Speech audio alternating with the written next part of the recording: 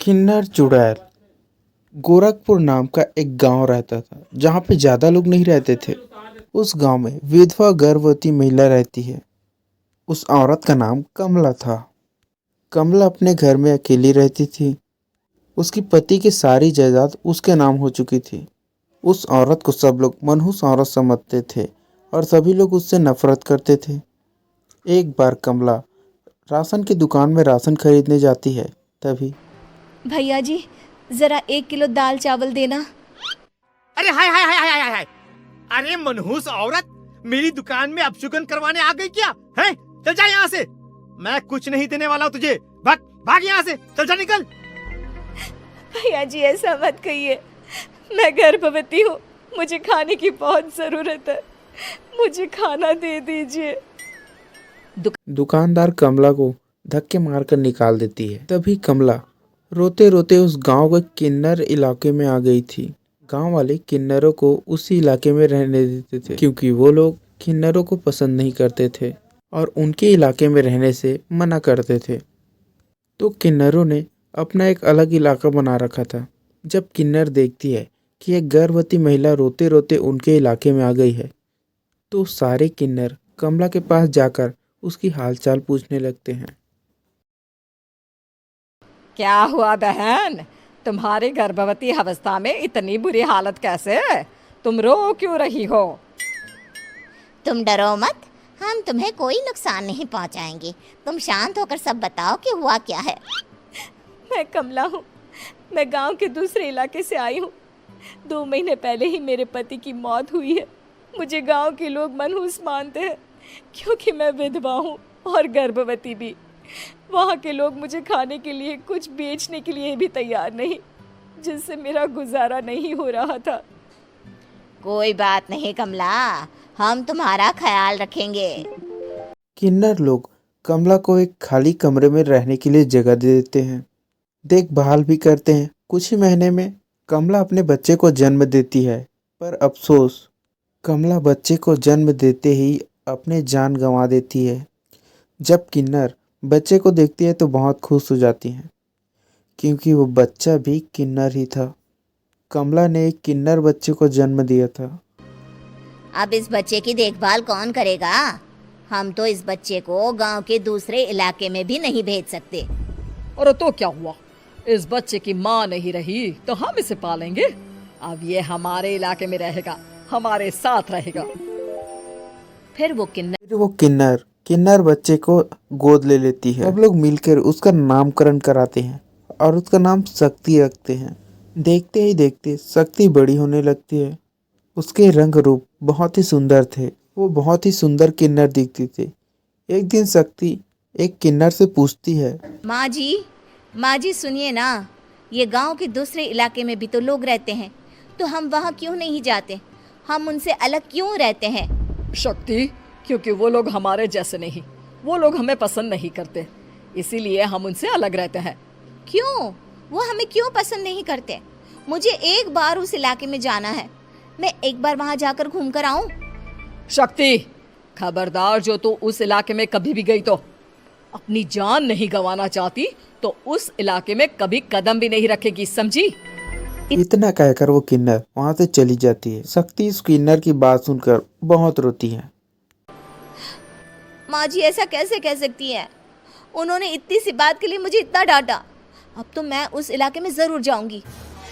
फिर एक दिन शक्ति उस इलाके में छुपकर चली जाती है। ये लोग तो हमारे जैसे ही इंसान हैं, तो ये हमसे नफरत क्यों करते हैं? जब शक्ति उस इलाके में पहुंचती है तो गांव के सारे आदमी उस पर मोहित हो जाते हैं। वो लोग अंदाजा नहीं लगा पाते कि वो एक किन्नर है। शक्ति की सुंदरता देखकर सारे गांव वाले उसकी तारीफ करने लग जाते हैं।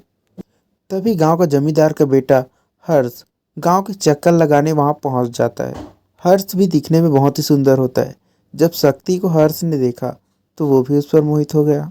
जब शक्ति की नज़र हर्ष पर पड़ी तो वो भी मोहित हो गई। आपको पहले कभी इस गांव में देखा नहीं। इस गांव में आप नए हैं क्या?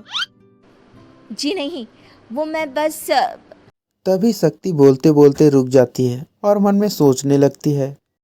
अगर मैंने इनको बता दिया कि मैं दूसरे इलाके से आई हूँ तो वो समझ जाएंगे कि मैं किन्नर हूँ, इसलिए मुझे इनसे झूठ ही बोलना पड़ेगा। शक्ति हर्ष को कहती है। जी हाँ, मैं इस गांव में नई आई हूँ, यहाँ अकेली रहती हूँ। वैसे आप कौन है? आप भी इसी गांव में रहते हैं? जी हाँ, मैं इस गांव के जमींदार का बेटा हूँ। आपको किसी भी चीज की जरूरत पड़े तो आप मुझे बता देना, मुझे अच्छा लगेगा। ऐसे ही शक्ति और हर्ष दोनों एक दूसरे से मिलने लगते हैं। वो दोनों अपने प्यार का इजहार करने एक दूसरे से मिलने जाते हैं। तभी एक किन्नर वहां आ जाती है। शक्ति, मैं तुमसे बहुत प्यार करता हूँ। मैं तुमसे शादी करना चाहता हूँ। क्या तुम मुझसे शादी करोगी? हाँ हर्ष, मैं तुमसे शादी करूंगी, पर मैं तुमको अपने बारे में एक सच्चाई बताना चाहती हूँ जो मैंने तुमसे छुपा कर रखी है। तभी उनके बीच में वो किन्नर आ जाती है। शक्ति, तेरी हिम्मत कैसे हुई ऐसा करने की? वो किन्नर शक्ति को खींचकर जमींदार के पास ले जाती है।